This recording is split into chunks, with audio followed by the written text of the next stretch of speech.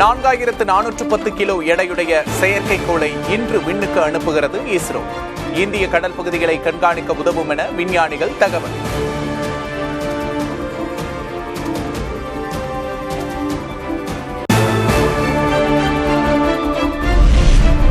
மகளிர் உலகக்கோப்பை இறுதிப் போட்டியில் இன்று இந்தியா தென்னாப்பிரிக்கா பல பரீட்சை.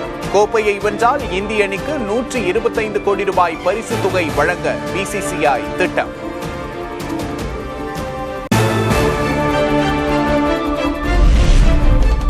வடகிழக்கு பருவமழை காலத்தில் சென்னையில் கொளுத்தும் வெயில்.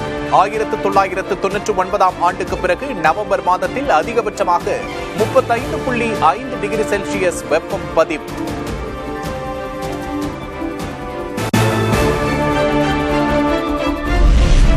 வங்கக்கடலில் இன்று காற்றழுத்த தாழ்வு பகுதி உருவாகும் என்று வானிலை ஆய்வு மையம் கணிப்பு. தமிழ்நாட்டில் 7ஆம் தேதி வரை மழை பெய்யும் என்று அறிவிப்பு.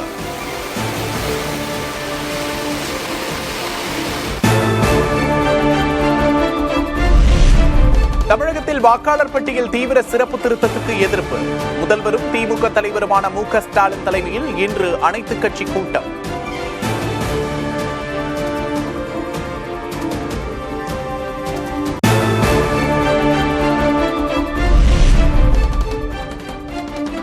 முதல்வர் ஸ்டாலின் தலைமையில் நடைபெறும் அனைத்துக் கட்சி கூட்டத்தால் எந்த பயனும் இல்லை. நாம் தமிழர் கட்சியின் ஒருங்கிணைப்பாளர் சீமான் விமர்சனம்.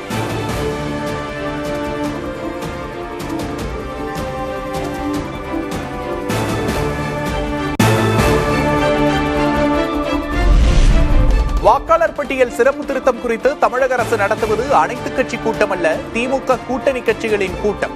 பாமக தலைவர் அன்புமணி குற்றச்சாட்டு. இது அனைத்து கட்சி இல்லைங்க, இது திமுக கூட்டணி கட்சி. அனைத்து கட்சியெல்லாம் பேர் வச்சுக்காதீங்க. இதுல என்னை பொறுத்த வரைக்கும் இது திமுக கூட்டணி கட்சி ஆலோசனை கூட்டம் தான் நான் பாக்குறேன். நான் இது அவசியம் இல்லாத ஒன்று. தமிழ்நாட்டில் தங்களுக்கு பாதகமான வாக்குகளை நீக்கிவிட்டு தேர்தலில் வெற்றி பெற பாஜக முயற்சிப்பதாக துணை முதலமைச்சர் உதயநிதி ஸ்டாலின் குற்றச்சாட்டு. பாஜகவின் திட்டம் பலிக்காது என்றும் உறுதி. எங்கெங்க தேர்தல் நடக்குதோ அங்கெல்லாம் அவங்களுக்கு ஒன்றிய பாஜக அரசுக்கு எது சாதகமாக இருக்கோ அதை மட்டும் வச்சுக்கிட்டு அவங்களுக்கு பாதகமாக இருக்கக்கூடிய வாக்குகளை எல்லாம் நீக்குகின்ற அந்த பணிகளை வெளிப்படையாகவே அவங்க ஈடுபட்டு இருக்காங்க. பொதுச் செயலாளராக எடப்பாடி பழனிசாமி பொறுப்பேற்ற பிறகு தேர்தல்களில் அதிமுகவுக்கு பின்னடைவுதான். சர்வாதிகார போக்குடன் பழனிசாமி செயல்பட்டு வருவதாகவும் செங்கோட்டையன் குற்றச்சாட்டு. தேர்தல் களத்தில் எந்த தேர்தல் களத்திலும் ஒரு பொறுப்பேற்று வெற்றி என்ற இலக்கை எட்ட இயலாத சூழ்நிலை ஏற்பட்டதன் அடிப்படையிலே தான் 6 பேர்கள் சென்று அவரிடத்தில் இந்த கருத்துக்களை நாங்கள் வெளிப்படுத்தினோம்.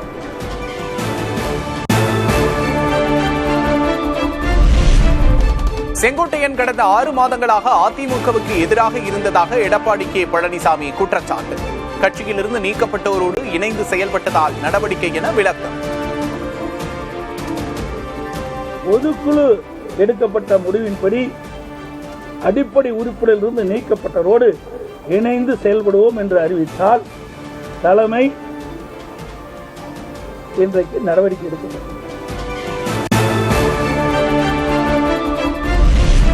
திமுகவின் பி டீமாகவே செங்கோட்டையன் செயல்பட்டு வருவதாக பழனிசாமி விமர்சனம். திமுகவின் பி டீம் தான் அல்ல என்றும், கொடநாடு வழக்கில் A1ஆக பழனிசாமி இருக்கிறார் என்றும் செங்கோட்டையன் பதில். நிறுவனமானது யாருக்கும் மறைச்சு பண்ண முடியாது. நான் பி டீமிலே இல்லை, A1லே அவர் இருக்கிறார். அதுதான் உண்மை. இன்று வரை அவர் மீது திராவிட முன்னேற்ற கழகம் என்ன செய்து கொண்டிருக்கிறது என்பது சட்டமன்றத்தில் எங்களுக்கு தெரியும். செங்கோட்டையனை நீக்க தகுதியற்றவர் பழனிசாமி என தினகரன் விமர்சனம். துரோகத்தின் பலனை அனுபவிப்பார் என்றும் பேட்டி.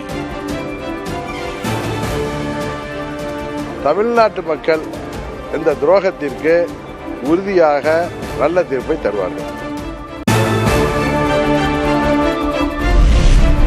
பீகார் மாநிலம் பாட்னாவில் இன்று பிரதமர் நரேந்திர மோடி சாலை வலம். போஜ்பூர், நவாடாவில் நடைபெறும் பரப்புரை கூட்டங்களில் பங்கேற்கிறார்.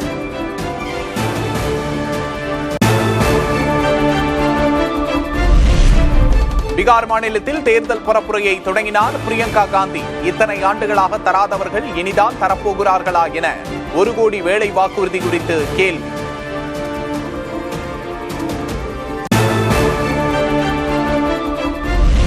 பீகாரில் ஜன்சுராஜ் கட்சி தலைவர் தொண்டர் கொலை செய்யப்பட்ட வழக்கு. ஐக்கிய ஜனதா தள கட்சி வேட்பாளரை கைது செய்தது காவல்துறை.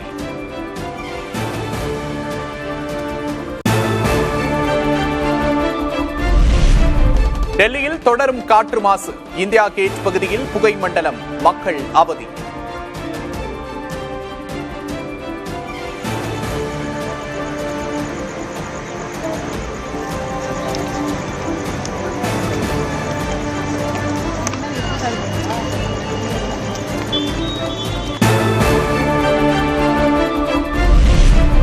ஆந்திராவின் ஸ்ரீகாகுளம் கோவில் கூட்ட நெரிசலில் பெண்கள், குழந்தைகள் உட்பட 10 பேர் உயிரிழந்த சோகம்.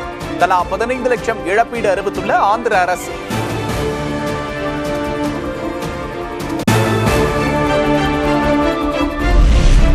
அரசியல் கட்சி தலைவர்களின் சாலை வளத்துக்கு நிபந்தனைகளுடன் அனுமதி என தகவல். முதல்வர் மு க ஸ்டாலின் தலைமையில் நடந்த ஆலோசனை கூட்டத்தில் முடிவு.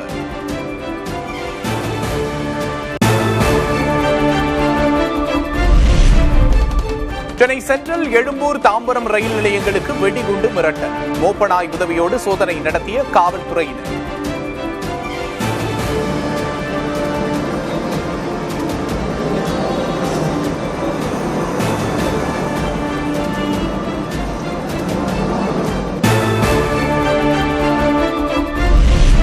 ஆசிய விளையாட்டுப் போட்டியில் தங்கம் வென்ற இந்திய அணியின் கபடி வீரர் அபினேஷுக்கு உற்சாக வரவேற்பு. மேலதாளங்கள் முழங்க வரவேற்ற ஊர் மக்கள்.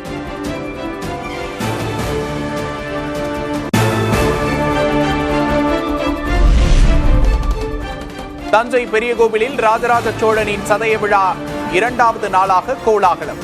வெள்ளி ரிஷப வாகனத்தில் சுவாமி வீதி உலா, ஏராளமான பக்தர்கள் தரிசனம்.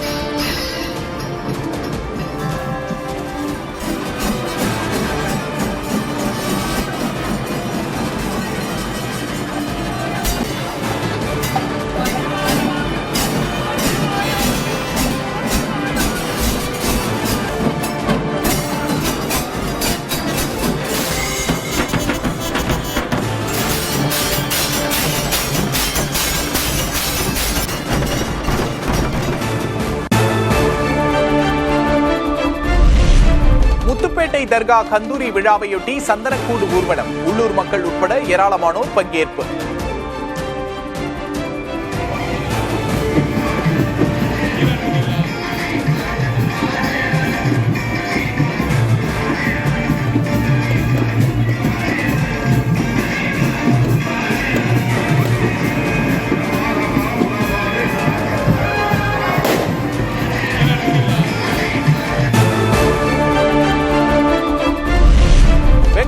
ஹெல்மெட்டுக்கு பதிலாக பாத்திரத்தால் தலையை மூடியபடி பயணம். அபராதத்தில் இருந்து தப்புவதற்காக செய்த செயலால் போக்குவரத்து காவலர்கள் அதிர்ச்சி.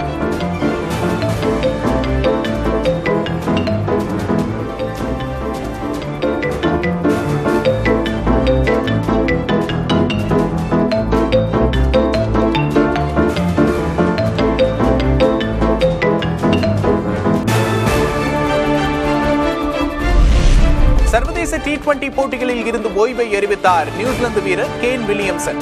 1 நாள் மற்றும் டெஸ்ட் போட்டிகளில் தொடர்ந்து விளையாட உள்ளதாகவும் விளக்கம்.